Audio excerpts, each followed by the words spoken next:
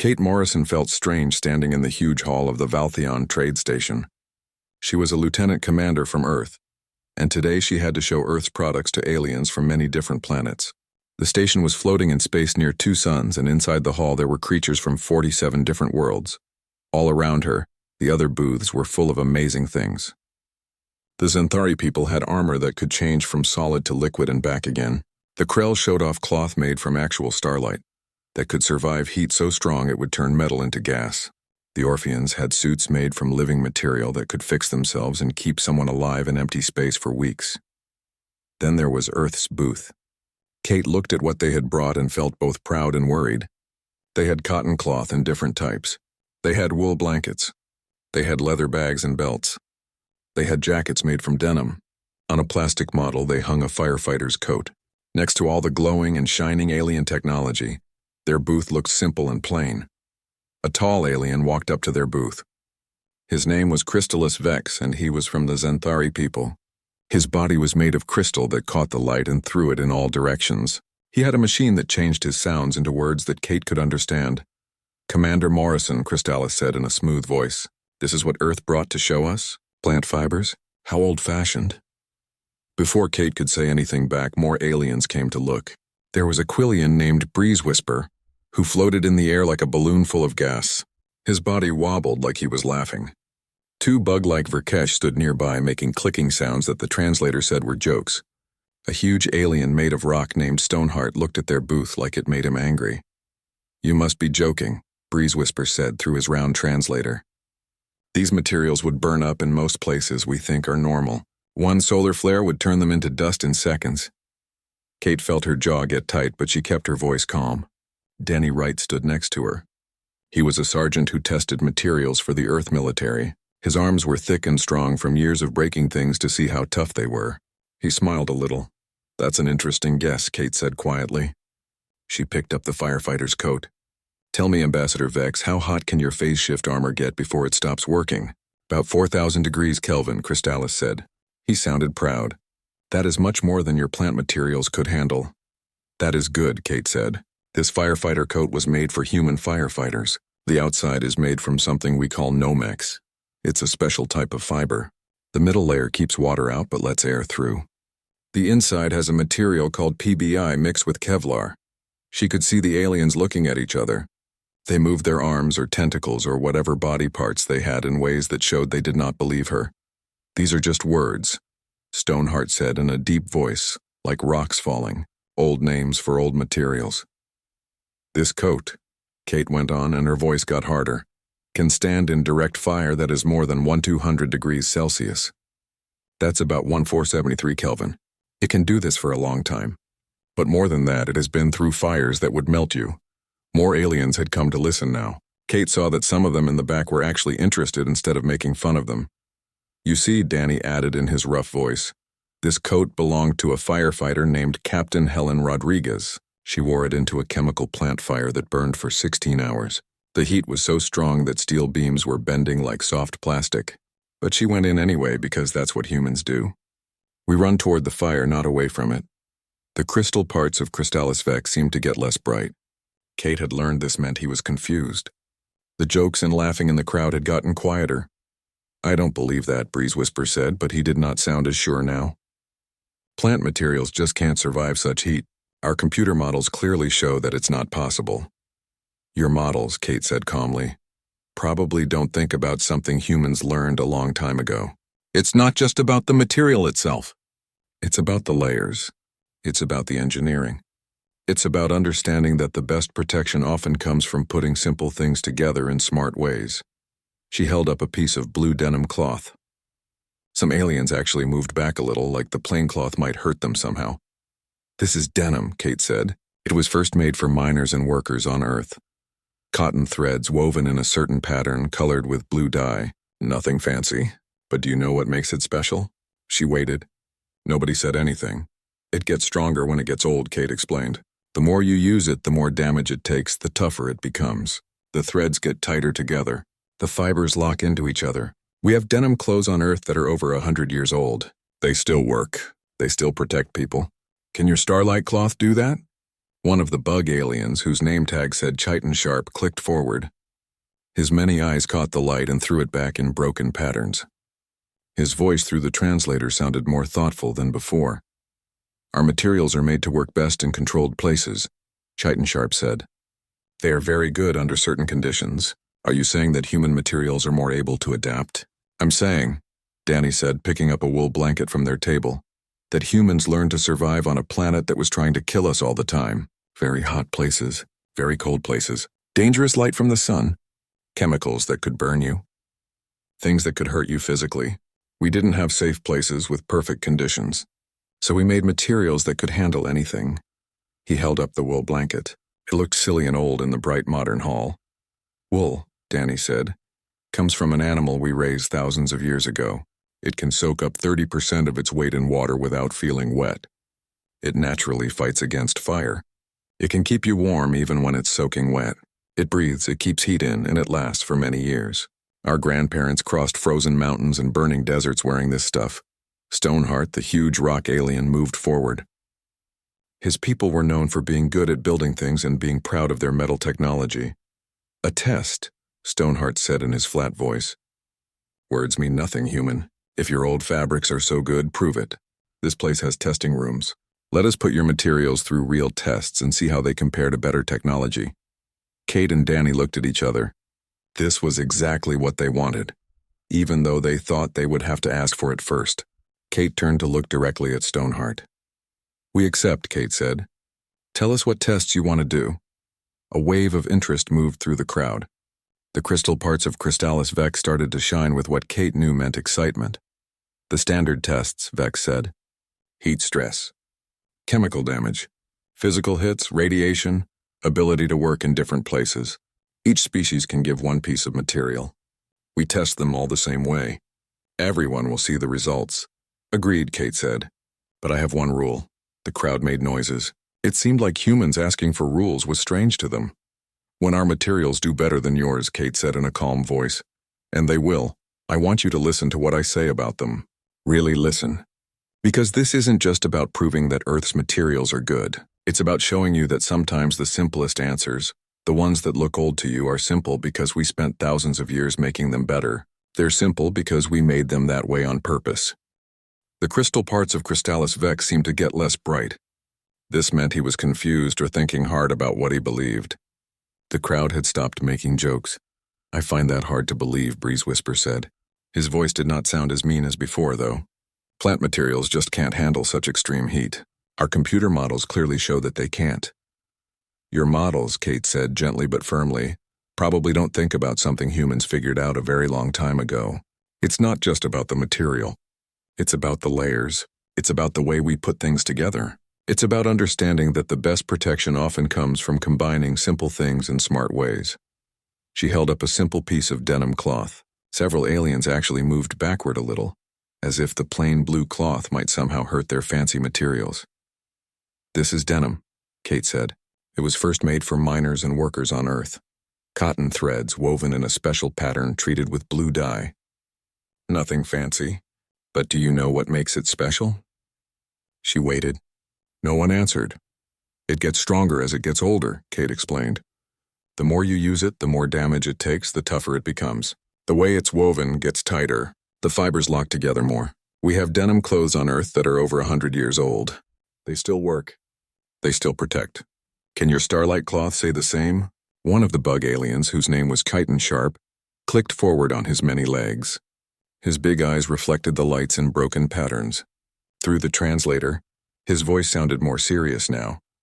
"Our materials are designed to work perfectly in controlled places," Chitin Sharp said.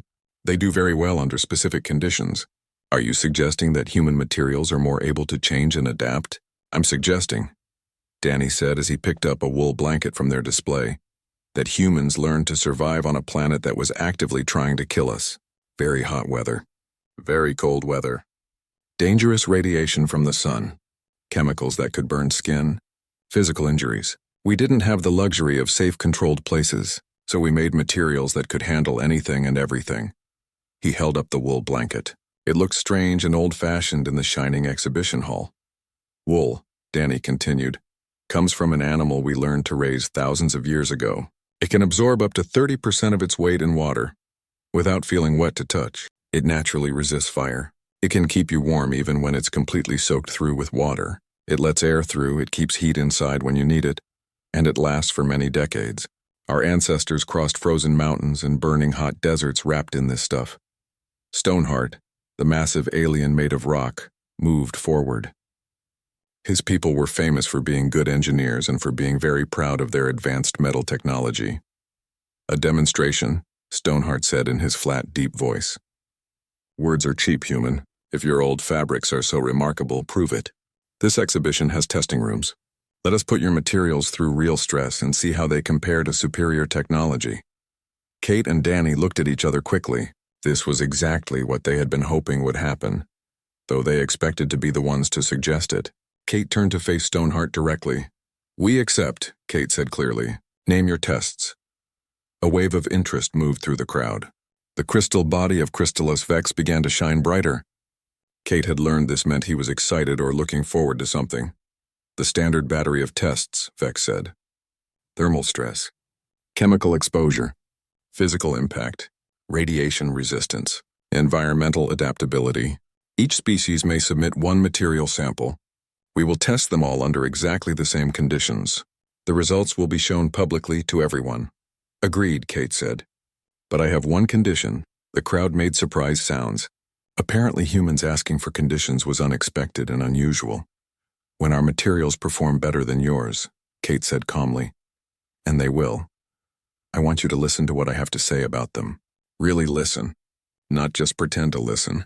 Because this isn't just about proving that Earth's materials are good. It's about showing you that sometimes the simplest solutions, the ones that look primitive and old-fashioned to you, are simple because we spent thousands of years making them perfect. They're simple because we made them that way. On purpose, deliberately. Stoneheart was quiet for a moment. Then he made a sound like rocks grinding together, which the translator said meant agreement. Very well, human. When you lose, perhaps you will learn humility. And if by some impossible chance you win, we will listen to your words. The crowd began to break up, but many aliens stayed to register their materials for the test. Kate watched as species after species submitted samples of their finest protective materials. Each one looked more advanced than the last. The Xanthari submitted a square of their phase shift armor that seemed to exist in multiple states at once. The Krell brought their starlight cloth that glowed with inner light. The Orpheans provided their biosynthetic material that appeared to breathe like living skin. There were crystalline weaves that sparkled like diamonds. There were metallic fabrics that the makers claimed could repair themselves. There was even a piece of living armor from the mysterious void dwellers that seemed to move on its own. When it was Earth's turn, Kate carefully placed her sample on the registration table. It was a layered composite. On the outside there was Nomex, the material used in firefighter coats. Below that was Kevlar, the material used in bulletproof vests. Then there was treated cotton canvas. At the base was leather. All of it was assembled in the same way that advanced safety equipment was made on Earth.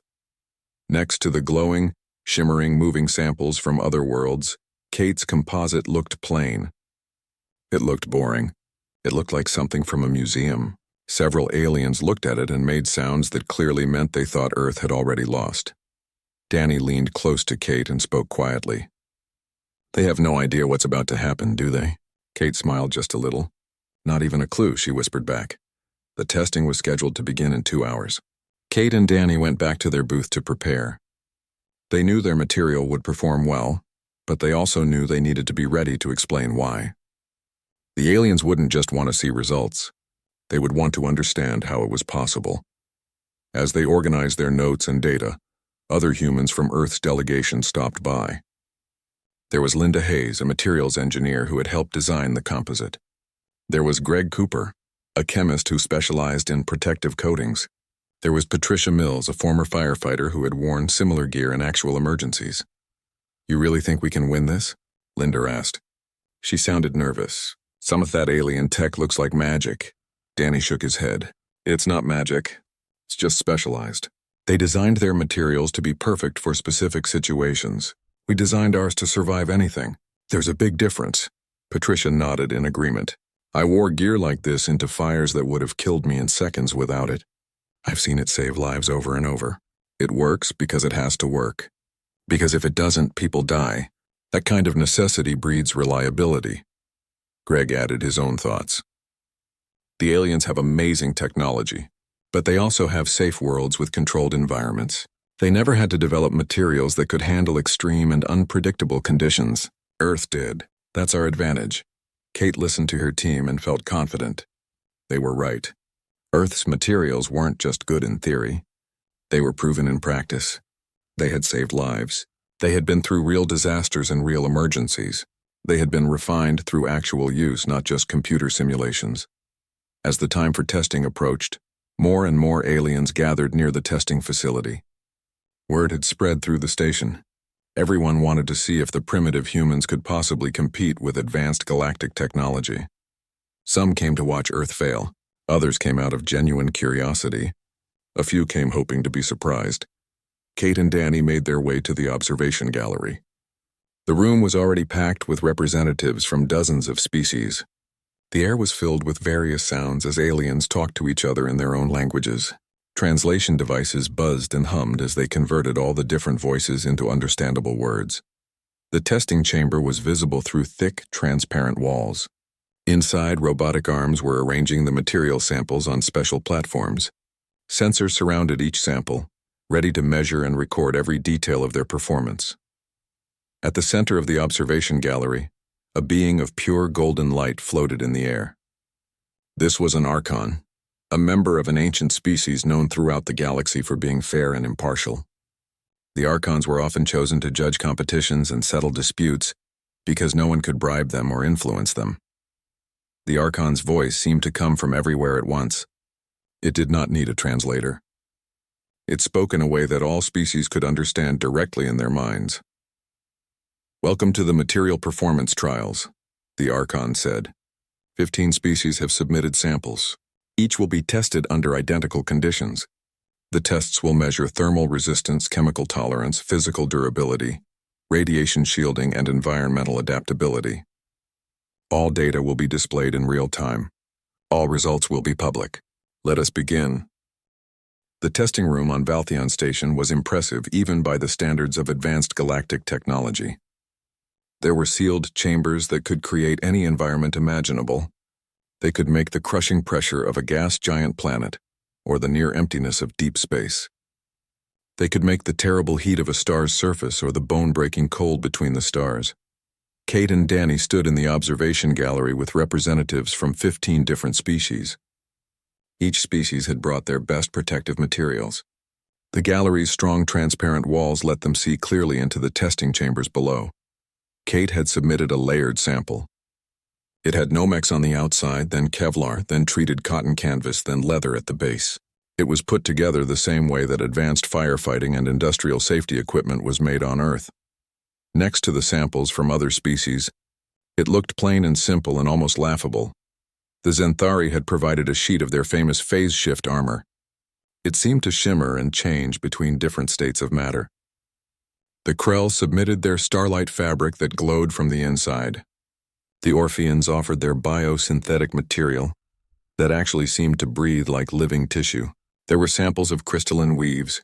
There were metallic fabrics that claimed to fix themselves when damaged. There was even a section of living armor from the mysterious Void Dwellers. The Archon floated at the center of the gallery. Its form was hard to look at directly. It appeared as a shape of golden light that was somewhat like a person, but not quite. The first test, the Archon announced in its voice that seemed to come from everywhere, will measure thermal stress. Each sample will be exposed to increasing temperatures. We will start at 500 degrees Kelvin and go up to 5,000 degrees Kelvin. We will increase by 500 degrees at a time. Each sample will stay at each temperature level for 10 standard minutes. The samples were arranged on special platforms that could resist heat. Sensor arrays surrounded each sample. The sensors fed information to holographic displays that appeared in front of each species representative. As the temperature started to climb, Kate watched the readings carefully. At 1,000 Kelvin, some of the more exotic materials began to show problems. A fabric from the bug-like chur species started to turn from solid directly into gas without becoming liquid first. At 2,500 Kelvin, The Xanthari phase shift armor began to change in wrong ways. It could not maintain its special quantum state under the heat. Crystallis Vex made a sound like wind chimes in a storm. The translator said this meant he was upset and worried. The Krell starlight fabric held together until the temperature reached 2000 Kelvin. Then it suddenly flared with bright light and fell apart. It could not contain the heat energy it was designed to absorb. By 2500 Kelvin, only 3 samples were still whole. There was a metallic weave from the Dravix. There was the Orphean biosynthetic material. And there was Kate's layered composite from Earth. The gallery had become very quiet. At 3000 Kelvin, the Dravix metallic weave began to glow red, then orange, then white. Its molecular bonds were under too much stress. Stoneheart's rocky face showed no expression, but Kate noticed small pieces of stone falling from his shoulders. This was a sign of stress in his species. The Orphean biosynthetic material was having trouble too. Its cellular structure was designed to adapt and survive, but it was adapting too slowly for this much heat. At 3500 Kelvin, it began to burn and crack. Kate's composite was showing damage now. The outer layer of treated canvas was turning black. The leather had cracked and split. But beneath those outer layers that were meant to be sacrificed, the Nomex and Kevlar core remained whole. The aramid fibers were designed specifically to withstand these temperatures. The weave was holding together. At 4000 Kelvin, the Dravix metallic weave failed completely. The alloy reached its melting point. The metal turned into liquid and pooled on the platform, glowing white-hot like a small sun. The temperature climbed to 4500 Kelvin. Kate's composite was the only sample still maintaining its structure. The outer layers were gone, burned away as they were designed to do. But the core was holding. The sensor data showed the inner layers were still below their failure temperature. At 5000 Kelvin, the Archon called a stop to the test. Kate's sample had survived the full range. The gallery erupted in noise. Each species made their own sounds of surprise. The crystal facets of Crystallis Vex were flashing rapidly in patterns Kate had never seen before. Breeze Whisper was bobbing up and down in his floating way that meant he was agitated. Even Stoneheart looked shaken, which was hard to tell on a face made of rock. "That is only one test," Stoneheart said in his rumbling voice. "There are 4 more tests remaining." "Indeed," the Archon said. "The next test will measure chemical exposure tolerance." Danny leaned close to Kate and spoke quietly so only she could hear. "They have no idea what industrial safety standards on Earth look like, do they?" Kate allowed herself a small smile. "Not a clue," she whispered back. Fresh samples were brought out and placed in sealed chambers. The Archon explained that the chemical exposure test would be harsh. It would challenge materials in ways most species never had to consider, because most species had the luxury of controlled environments and predictable atmospheres. The first wave of chemicals was strong acids: sulfuric acid, hydrochloric acid, nitric acid. These were the kind of dangerous substances that could eat through unprepared materials in just seconds. The Orphean biosynthetic material tried to adapt to the threat. It tried to evolve resistance on the spot. It managed to survive for about 47 seconds before the acids were too much for it. The material basically digested itself trying to change fast enough. The Xanthari phase shift armor did even worse. The acids disrupted its quantum state almost right away. It collapsed into a corroded solid that dissolved within a few minutes. Kate's sample had been treated with chemical-resistant coatings that were developed for Earth's most dangerous industrial environments. It showed some surface damage where the acid touched it, but it remained whole and functional. The tight weave of the aramid fibers prevented the acid from going deep. The layered construction meant that even if the outer layer failed, there were backup layers below. The second wave hit the samples. These were bases instead of acids: sodium hydroxide, potassium hydroxide. Then came organic solvents. Then came oxidizers. With each new chemical attack, more alien materials failed and fell apart. A crystalline fabric from a species that breathed methane simply dissolved in the organic solvents. A living metal from the void dwellers oxidized so fast it actually caught fire and burned. The supposedly indestructible force-woven material from the Pinnacle Collective fell apart when exposed to a simple petroleum product. Only the Dravix metallic weave kept pace with Earth's sample, though it too showed significant damage and wear. Stoneheart's expression had changed from confident disdain to something that looked more like grudging respect. The physical impact test came next. The testing chamber became like a battlefield. High-speed projectiles were fired at the samples. Sharp implements stabbed them. Compression forces crushed them. Tensile stress pulled them apart. Robotic arms struck, stabbed, crushed, and pulled the material samples in precisely measured ways. This was where Kevlar showed why it was originally designed to stop bullets. The aramid fibers caught the projectiles and spread the impact force across the whole weave. When stabbed, the material resisted being penetrated. When compressed, it kept its structure. When pulled, the fibers held together. The Dravik's metallic weave performed well here too. Its advanced alloys distributed impact forces effectively. But while the metal bent and held, it also deformed permanently. It stayed bent and dented. Kate's sample returned to its original shape after each impact. "Impossible," Crystallis Vex said. His resonating voice carried his disbelief through the gallery. "How can plant fibers and animal products outperform our engineered materials?" Danny spoke up from where he stood in the observation gallery. "Because we tested them in worse conditions than this. Do you know what Earth firefighters face? Buildings that collapse. Explosive backdrafts when fire suddenly gets oxygen. Chemical reactions that create poison gas. Temperatures that can turn sand into glass. And they walk into that environment every single day, trusting their gear to keep them alive. We don't make materials that might work. We make materials that must work because if they don't work, people die." The radiation test came forth. The samples were bombarded with gamma rays, X-rays, and high-energy particles. This was the kind of radiation that existed near active stars, in deep space or after certain kinds of weapons were used. Several samples that had survived the previous tests failed here. Materials designed for specific purposes proved vulnerable when their molecular bonds were hit with high-energy particles. Complex structures broke down into simpler, weaker arrangements. But the beauty of simple organic polymers, Kate knew, was that there was not much to break down. The aramid chains in Nomex and Kevlar were already among the most stable organic structures humans had ever created. The radiation did damage them, but slowly, far more slowly than the complex engineered materials around them. By the time the radiation test ended, only Earth's sample and the Dravik's metallic weave remained truly viable, though both showed wear and damage.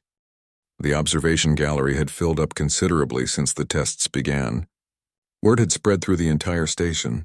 Now representatives from nearly every species at the exposition had gathered to see the results. The air seemed to hum with tension as everyone waited. The Archon floated at the center of the gallery.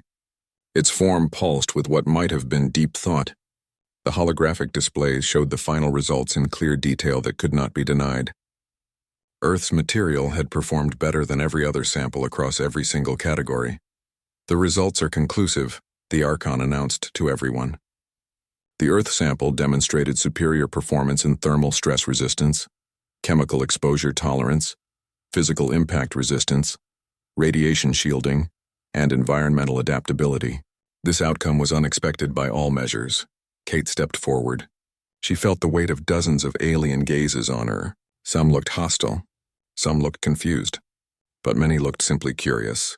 She had promised herself that if this moment came, she would not brag or make the aliens feel bad. Humanity had nothing to prove beyond what the tests had already shown. "May I address the assembly?" Kate asked the Archon politely. The being of golden light gestured with something like an arm. A platform extended from the gallery floor and lifted Kate up so all could see her clearly. "When Danny and I arrived here," Kate began in a steady voice, "many of you looked at our materials and saw primitives, simple plant fibers and animal products. Nothing compared to your phase shift armors, your crystallized starlight, your self-healing biosynthetics, and I understand why you thought that way." She paused and looked around the gallery at all the different, species. "Your materials are impressive, truly. They represent incredible achievements in material science, quantum engineering, and biological manipulation. But they were all designed for specific purposes. They were optimized for particular conditions. They excel in their intended environments." The crystal facets of Crystallis Vex flickered with light. "Then what is your point, Commander? That our specialized materials are inferior?" "No," Kate said firmly. "My point is that Earth did not have the luxury of specialization. Our planet is a death trap. We have desserts that can cook you alive during the day and freeze you solid at night. We have oceans that will drown you, corrode your skin, or poison you with their inhabitants. We have forests filled with things that want to eat you, sting you, or infect you with diseases. We have volcanoes that explode without warning. We have earthquakes that split the ground open. We have hurricanes that tear buildings apart. We have had ice ages that covered continents. We have had mass extinctions that killed most living things. She held up a small piece of the tested material. It was charred and worn but still intact. Humans survived all of that before we even learned how to work with metal. We did it with plant fibers, with wool and leather and plant materials. We learned to take simple things and work them in ways that could handle anything our nightmare planet threw at us. And when we developed advanced materials like aramid fibers, we built them using the same philosophy. They had to work in any condition because we never knew what condition we would face next. Stoneheart moved forward. His massive form cast shadows across the gallery. You speak of survival, but we have survived too. Every species here has overcome challenges. Of course you have, Kate agreed quickly, but most of you evolved in more stable environments, worlds with consistent climates and predictable conditions, or you developed technology early enough to control your environment before it could kill you. Humans did not have that choice. We had to adapt to extremes or die. So we made materials that could adapt with us. A new voice spoke up from the back of the gallery. It belonged to a representative of the Luminari. This was an ancient species known throughout the galaxy for their wisdom and long-term thinking. I begin to understand, the Luminari said. Its body pulsed with thoughtful bioluminescent patterns. Your materials are simple not because you lack sophistication, but because you refined them through thousands of years of necessity. Each fiber, each weave pattern, each treatment represents many generations of humans learning what works and what does not in life or death situations. Exactly, Danny said as he stepped up beside Kate. That firefighter coat I mentioned earlier, the one that belonged to Captain Helen Rodriguez? She wore it into fires that would have melted most of the materials in this station, and she walked back out alive every single time, because thousands of firefighters before her had tested and improved every single component of that coat. The outer shell, the moisture barrier, the thermal liner, even the stitching that holds it together. All of it refined through actual use in the worst conditions imaginable. Breeze whisper bobbed in the air in what might have been acknowledgement. But surely your materials have limitations. Our computer models show that in certain exotic conditions they would fail. They do have limitations, Kate said honestly. We are not claiming these materials are perfect for every situation that exists. In a plasma storm or at the event horizon of a black hole, they would fail just like anything else. But for the vast majority of environments that intelligent beings actually work and live in, from industrial accidents to ship fires to planetary disasters, they perform better than materials that cost 1,000 times more to produce. She looked around the gallery again, meeting as many eyes as the various species' anatomies allowed. That is what I wanted you to understand, Kate said clearly. When you laughed at our simple cloth, you were laughing at the accumulated wisdom of a species that spent most of its existence one disaster away from extinction. This cloth has been through fires that would melt you, literally and truly.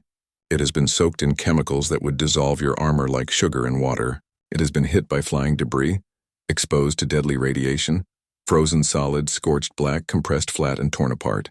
And it is still here. It still works. The gallery was quiet for a long moment. Then Stoneheart stepped forward. His rocky face somehow conveyed respect despite being made of stone and having no flexibility.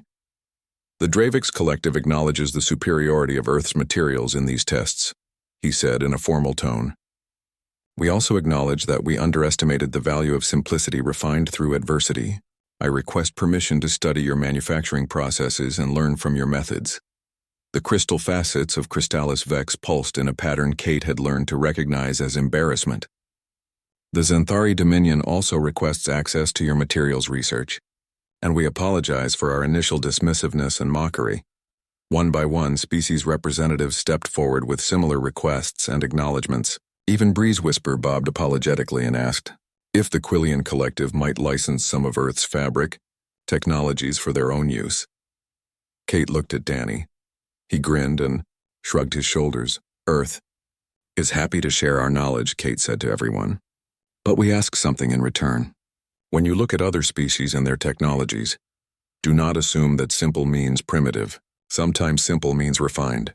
Sometimes it means tested over and over until it is perfect. Sometimes it means that someone spent 10,000 years figuring out the absolute best way to solve a problem. And the answer they found was elegant in its directness and simplicity. The Archon pulsed with what might have been approval. A wise lesson for all to learn. Perhaps that is humanity's true contribution to the galactic community. Not just durable materials, but a reminder that complexity is not always superior to simplicity, and that the longest road to a solution may yield the most reliable results. As the gallery began to empty, species representatives approached Kate and Danny to discuss trade agreements and technology exchanges. Kate found herself holding that piece of worn, tested fabric. It had started the day as a demonstration of human stubbornness and refusal to give up. It was ending the day as something more important. It was proof that humanity's hard-won survival lessons had value far beyond Earth's atmosphere. Danny chuckled beside her. Think they learned their lesson about judging books by their covers? Kate smiled. Some of them did. The smart ones. The rest will learn eventually. Humanity has a way of surprising people when they least expect it. That we do, Danny agreed. That we certainly do. Over the next few hours, Kate and Danny met with representatives from dozens of species. Everyone wanted to know more about Earth's materials. They asked detailed questions about manufacturing processes, chemical treatments, weaving techniques, and testing standards. The Xanthari wanted to incorporate aramid fiber backing into their phase shift armor. The Krell were interested in creating hybrid materials that combined their starlight weaves with cotton-based foundations. The Orpheans asked about adapting their biosynthetic materials to include some of the layered protection concepts that Earth used. Most surprising was Stoneheart. The massive Dravix pulled Kate aside privately. His people were known for their pride and their reluctance to admit when others had better solutions. Commander Morrison, Stoneheart said quietly, the Dravix Collective operates deep-core mining operations on several high-temperature worlds. Our traditional metallic solutions are reaching their limits. The conditions are too extreme even for our best alloys. Would Earth consider designing protective equipment specifically for these operations? 6 months passed after the Valtheon exposition.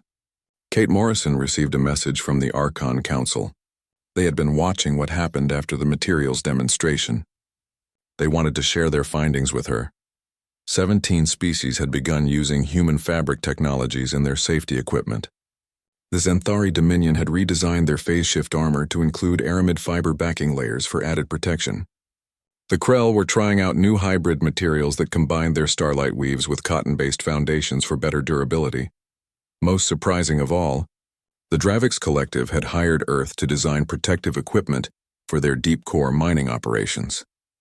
These mines had extreme heat and chemical exposure that made their traditional metallic solutions fail. The contract was worth more money than the entire economic output of some Earth nations, but the real measure of success came from somewhere unexpected. A small research station on the frontier had sent a message meant specifically for Kate. They were studying a dangerous planet with conditions similar to early Earth, temperature extremes, corrosive atmosphere, unpredictable weather patterns. The research team included many different species working together, but they were all wearing protective equipment based on human designs, not because it was the most technologically advanced option they could get, but because after reviewing the test results from Valtheon, they trusted it more than anything else to keep them alive. Kate kept that message on her desk next to a small piece of fabric from the original test sample. It reminded her of something important. Humanity's greatest export to the galaxy might not be advanced technology or military power. It might simply be the stubborn refusal to accept that survival was impossible, and the practical wisdom that came from thousands of years of surviving anyway. On Earth, textile workers and material scientists found themselves suddenly needed across the galaxy. Universities that had thought fiber science was a dying field saw huge increases in student enrollment. Ancient techniques for working with wool, cotton, and leather were being rediscovered and studied with the same intensity as quantum physics. Captain Helen Rodriguez was the firefighter whose coat had started everything. She was invited to speak at the Galactic Safety Council. She stood before representatives of 47 species and told them stories. Stories about running into burning buildings. Stories about trusting your equipment when your life depends on it. Stories about the importance of gear that can take a beating and keep protecting you. When she finished speaking, The assembly gave her the Galactic Commendation for service to sapient safety. She was the first human to receive it. She accepted the award with the same quiet competence she brought to fighting fires. Then she went home to Earth and back to her fire station, because that was what humans did. They did their job without needing praise or recognition. Danny Wright retired from materials testing.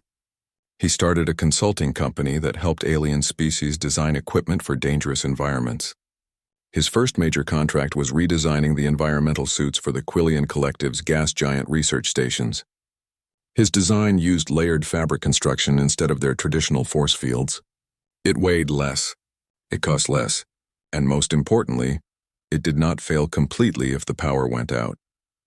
Kate Morrison continued her work as a person who helped Earth and the galactic community work together, but she never forgot the lesson of the exposition. Whenever she saw new alien technology, she made a point of asking not just what it could do, but how it had been tested. What had it survived? What had it failed to survive? What had the designers learned from those failures? Sometimes she still met species who looked at human materials and saw only primitive simplicity, but more often now she met species who understood something important. They understood that simplicity could be sophisticated, that organic could be engineered with great care, that the materials that looked least impressive might have the most impressive history behind them. When new species joined the galactic community, when fresh civilizations took their first careful steps into the wider universe, they often heard a story about a space station and a trade exposition, a story about materials that looked primitive but were not, a story about humans who ran toward fires instead of away from them. They heard about simple cloth that had been through fires that would melt you, and they learned to think twice before judging humanity by appearances. The impact of that one day at Valtheon station spread far beyond what Kate or Danny had imagined. Trade routes opened up specifically for Earth's textile products. Factories that had been closing down were suddenly running 3 shifts to meet galactic demand. Small towns that made specialized fabrics became wealthy overnight. But it was not just about money. Earth had earned something more valuable than wealth. Earth had earned respect from the galactic community. Not the kind of respect that came from having the biggest weapons or the fastest ships, but the respect that came from having solutions to real problems. The respect that came from having knowledge worth sharing. Kate often thought about that moment when the test results had appeared on the displays. The shocked silence in the gallery. The way the aliens had looked at Earth's simple fabric with new understanding. It had been a turning point not just for Earth's trade relationships, but for how the galaxy viewed humanity itself. Humans were no longer seen as the newcomers with nothing to offer. They were seen as the survivors who had learned hard lessons and were willing to share those lessons with others. They were seen as the practical engineers who could solve problems that fancy technology could not. Danny visited Kate at her office one day. He brought coffee, a habit they had maintained from their early days working together. They sat and talked about how much had changed. "You know what I think about most?" Danny said. "That firefighter coat. Helen's coat. It represented something the aliens did not understand at first. It represented generations of humans who died learning what worked and what did not. Every stitch in that coat was paid for with someone's life or injury. That is why it worked so well." "It had to," Kate nodded. "That is what they needed to understand. Our materials are not just products. They are lessons. Hard lessons learned over thousands of years. When you put on a piece of Earth safety equipment, you are wearing the accumulated wisdom of everyone who came before and figured out how to survive just one more day." They sat in comfortable silence for a while, drinking their coffee and watching the traffic outside. Ships from dozens of worlds passed by, many of them carrying Earth's fabrics and materials to distant stars. "Think we changed the galaxy?" Danny asked with a slight smile. Kate smiled back. "Maybe a little. But more importantly, I think we reminded the galaxy of something it had forgotten. That simple solutions refined over time can be better than complex solutions created in a laboratory. That survival teaches lessons no simulation ever can. That sometimes the old ways work because they work, not because they are flashy or impressive." Danny raised his coffee cup. "To simple cloth that has been through fires that would melt you." Kate raised her cup to meet his. "To humanity. May we always remember that our greatest strength is not our technology, but our refusal to give up and our willingness to learn from every mistake." They drank their coffee and watched the ships go by. Out there in the galaxy, on stations and planets and ships across hundreds of light years, people were wearing Earth's materials. They were trusting human engineering to keep them alive in dangerous places. They were learning that sometimes the simplest answer was the right answer.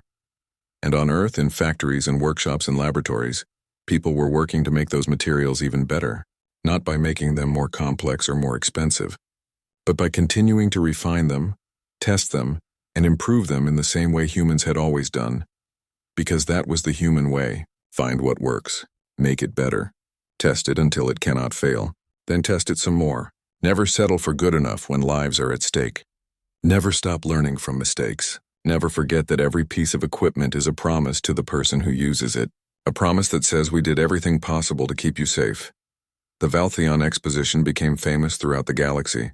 It was taught in schools as an example of how assumptions could be wrong.